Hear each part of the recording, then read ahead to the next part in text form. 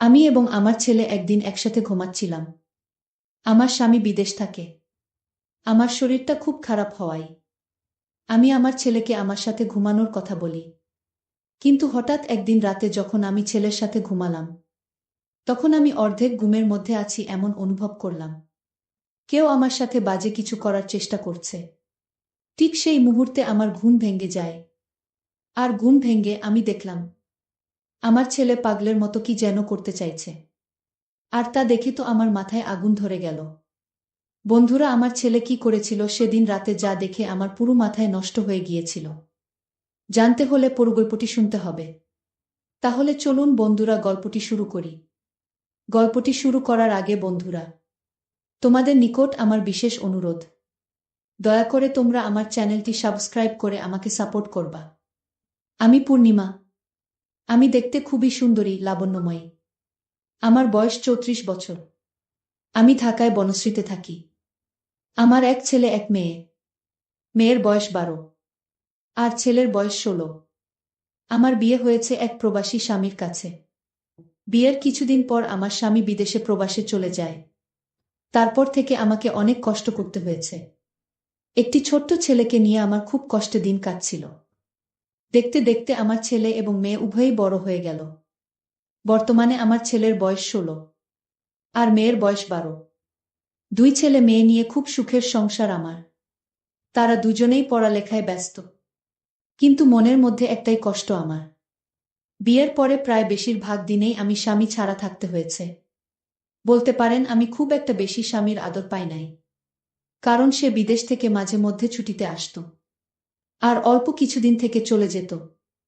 তারপর আবার 5 বছর পর 3 থেকে 4 মাসের ছুটি নিয়ে আসত। তারপর আবার চলে যেত। তাতে আমার কিছু হতো না। মনের কষ্ট মনেরই রয়ে যেত। বরং আরো আগুন জ্বালাইয়া তুইয়ে চলে যাইত। তারপর কিছু দিন শুধু কালিচপ করতাম। এইভাবেই চলত আমার জীবন। তাই বলছি বন্ধুরা, স্বামীর আদর আমার জীবনে খুব কমই পাইতাম। কিন্তু আমার কি ভাগ্য বন্ধুরা, সেই স্বামীর আদর, সোহাগ, মায়া, মমতা সব দিয়ে ভরিয়ে দিয়েছিল আমার ছেলে অনিল। আমি কখনো কল্পনাই করতে পারি নাই যে আমার ছেলে অনিল আমাকে এত সুখ দিবে। বন্ধুরা, আমার ছেলে অনিল, সে ক্লাস এসএসসিতে পড়তেছে। দেখতে খুব সুন্দর শান্তর। আমার মতোই হয়েছে। আমার ছেলেও হ্যান্ডসাম, অনেক স্মার্ট। যে কোনো মেয়ে দেখলেই আমার ছেলের প্রেমে পড়ে যায়। আমি আমার ছেলের প্রতি অনেক যত্ন নিতাম। মানে অনেক ভালোবাসতাম আমার ছেলেকে। সবসময় আমার ছেলের সাথে আমি ফ্রি থাকার চেষ্টা করতাম। আমার ছেলের সাথে আমি বন্ধুর মতো সব সময় আচরণ করতাম। বন্ধুরা, একদিন রাতের ঘটনা। আমার ছেলে ওয়াশরুমে গিয়েছিল। ওয়াশরুম থেকে বের হতে একটু দেরি হচ্ছিল। হঠাৎ করে আমার ছেলের মোবাইলে একটি মেসেজ চলে আসলো। মেসেজটি দেখে আমি খুব হিমশিম খেয়ে গেলাম। মেসেজটা খুব বিশ্রী ভাষায় লেখা ছিল। তবে বন্ধুরা, এইটুকু বুঝতে পারছি যে যে মেয়েটি আমার ছেলেকে মেসেজটা দিয়েছে, সে নিশ্চয় আমার ছেলের খুব পরিচিত। এবং সে আর আমার ছেলের মধ্যে নিশ্চয় খারাপ কোনো সম্পর্ক আছে। প্রকৃতপক্ষে মেসেজটি দেখে আমার মন খারাপ হয়ে গেল। মেসেজটি দেখে আমি মনে মনে ভাবলাম, কে এই মেয়ে? তাহলে কি আমার ছেলে এই মেয়ের সাথে সম্পর্কে জড়িয়ে গেল? আমার ছেলে কি তাহলে নষ্ট হয়ে গেল? যদি তাদের মধ্যে এরকম ধরনের সম্পর্ক নাই থাকে, তাহলে কেনই বা এই মেয়েটি এরকম বিশ্রী মেসেজ দিবে? মেসেজটি দেখে আমার মনটা খারাপ হয়ে গেল। মনে মনে ভাবলাম, তাহলে আমার ছেলেকে কি আমি জিজ্ঞেস করব মেয়েটিকে? কিছুক্ষণ ভেবে তারপর ভাবলাম, যদি আমি আমার ছেলেকে জিজ্ঞেস করি, তাহলে সে হয়তো কষ্ট পাবে। না, আমাকে বিকল্প চিন্তা ভাবনা করতে হবে। যেভাবেই হোক এই মেয়ের কাছ থেকে আমার ছেলেকে বাঁচাতে হবে। তা না হলে আমার ছেলের পড়ালেখা সহ আমার ছেলের ভবিষ্যৎ একেবারেই শেষ। পরের দিন আমার ছেলে স্কুলে যাবে। ছেলের পেছন পেছন আমিও গেলাম। কিন্তু আমার ছেলেকে বুঝতে দিলাম না যে আমি তাকে ফলো করছি। স্কুলে যাওয়ার কথা বলে আমার ছেলে দেখলাম স্কুলে না গিয়ে সে অন্যদিকে যাচ্ছে। আমি ওর পিছন পিছন ছুটলাম। কিছুক্ষণ যাওয়ার পর দেখলাম একটা মেয়ে আমার ছেলের জন্য দাঁড়িয়ে রয়েছে। আমার ছেলেও তার কাছে চলে গেল এবং তারা সেখান থেকে অন্য কোনো এক জায়গা চলে যাচ্ছে। আমি তাদের পিছন পিছন গেলাম। যাওয়ার পর দেখলাম তারা এমন এক জায়গায় গেল যেখানে মানুষ সচরাচর যায় না। একেবারে নির্জন জায়গা। খুব কম মানুষই সেখানে যায়। আমার আর বুঝতে বাকি রইল না। আমার ছেলে নষ্ট পথে চলে যাচ্ছে। যে পথ মোটেও তার ভবিষ্যতের জন্য ভালো না। তারপরেও তারা সেই নির্জন জায়গায় কি করে তা জানার জন্য এবং তা নিজের চোখে দেখার জন্য চুপি চুপি সেখানে গেলাম। আমি দেখতে পেলাম তারা জঙ্গলে একটি খুঁড়ে ঘরের ভিতরে প্রবেশ করছে। তাও আবার ভাঙ্গা। মনে হচ্ছে অনেক দিনের পুরনো। চোখের পলকেই তারা দুজন সেখানে ঢুকে গেল। আমিও চুপি চুপি তাদের পিছনে গেলাম। ভাবলাম আজকে তাদেরকে হাতে নাতে ধরবা। তারা ঘরে প্রবেশ করার পর আমি চুপি চুপি করে সেই ঘরের জানালার পাশে গেলাম। তারপর আমি সেই খুঁড়ে ঘরের জানালার পাশ দিকে একটু উকি দিলাম। জানালা দিয়ে উকি দিতেই যা দেখলাম তাকে আমার দু চোখ মুজে গেল। অনেক কষ্ট করে তাকালাম। দেখলাম আমার ছেলে এবং সেই মেয়েটার কি রোমান্টিক দৃশ্য। মনে হচ্ছে তারা যেন নতুন কোনো দুনিয়ায় হারিয়ে গেছে। তারপরেও আমি কিছুক্ষণ তাদের দৃশ্য দেখলাম। সেই সাথে আমার চোখ চলে গেল আমার ছেলেই সেই ইন্টারেস্টিং জায়গায়। আমার ছেলেরটা দেখে তো আমি পুরাই অবাক। ছেলেরটা এত নাদোচ নুদুচ হলো কি করে? দৃশ্যটা দেখার পর ভাবলাম এখন আমি আমার ছেলে আর এই মেয়েটাকে হাতে নাতে ধরব। কিন্তু আমার মনের মধ্যে বাধা পড়ে যায় যে এই মুহূর্তে যদি আমি তাদের ধরতে যাই তাহলে দুর্ঘটনা পড়ে যেতে পারি। দৃষ্টি কিছুক্ষণ দেখার পর আমি তাদেরকে সেখানে কিছু না বলে বাসায় চলে আসলাম। তবে দৃশ্যটি দেখার পর বারবার তাদের সুন্দর দৃশ্য চোখের মধ্যে ভাসতেছে। আমি খুব চিন্তায় পড়ে গেলাম। মনে মনে ভাবতে লাগলাম কি করা যায়। আর এইসব যদি তার বাবা শোনে তাহলে আমার সাথে অনেক ঝগড়া করবে, রাগারাগি করবে এবং কি আমাকে মারধরও করতে পারে। ছেলেকে এইসব কারাপি থেকে রক্ষা করার দায়িত্ব আমার। ছেলের এইসব দেখে মনে মনে সিদ্ধান্ত নিলাম আজকে ছেলে বাসায় ফিরলে একটা ব্যবস্থা করব। মনে মনে এও ভাবতে লাগলাম কি ব্যবস্থা করব, কি করা যায়। এসব বিষয় তো আবার কারো কাছে শেয়ার করা যায় না। অনেকক্ষণ ভাবতে ভাবতে মাথায় একটা আইডিয়া এলো। আর এই আইডিয়াটাকেই কাজে লাগানোর চেষ্টা করলাম। প্রায় সন্ধ্যা বেলা আমার ছেলে স্কুল থেকে বাড়ি ফিরল। আমি বললাম বাবা অনিল তোমার স্কুল থেকে আসতে এত দেরি হলো কেন? অনিল বলল মা স্কুল শেষে প্রাইভেট পড়ছিলাম তাই আমার আসতে একটু দেরি হয়ে গেল। ছেলের এমন গোছানো মিথ্যা কথা শুনে আমি অবাক হয়ে গেলাম। আমি তো বুঝতেই পারছি সে কোথায় থেকে বাড়িতে ফিরল, কিন্তু আমি তাকে বুঝতে দিলাম না। আমি ভাবলাম যদি আমি তাকে কিছু বলি তাহলে হয়তো এতে হিতের বিপরীত হয়ে যেতে পারে। তাকে আমার কৌশলে বসে আনতে হবে। সেদিন থেকেই আমার ছেলের সাথে প্রেমের অভিনয় শুরু করি, যাতে কোনো মেয়ে আমার ছেলেকে নষ্ট না করতে পারে এবং আমার ছেলেকে আকৃষ্ট না করতে পারে। সেজন্যই আমার এই চিন্তা ভাবনা। কিন্তু এই চিন্তা ভাবনা যে এত গভীরে চলে যাবে তা কখনো কল্পনাও করতে পারিনি। সেই দিন রাতে আমি আমার ছেলেকে বললাম বাবা অনিল, তোমার মুখ এমন দেখাচ্ছে কেন? অনিল বলল না মা কিছু না।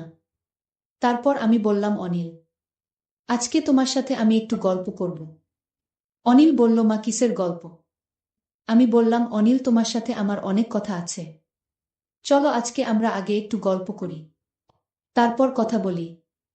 আর সেই সাথে আমি নিজেকে একটু অন্যরকম ভাবে উপস্থাপন করলাম, যাতে সে আমাকে দেখে আকৃষ্ট হয়।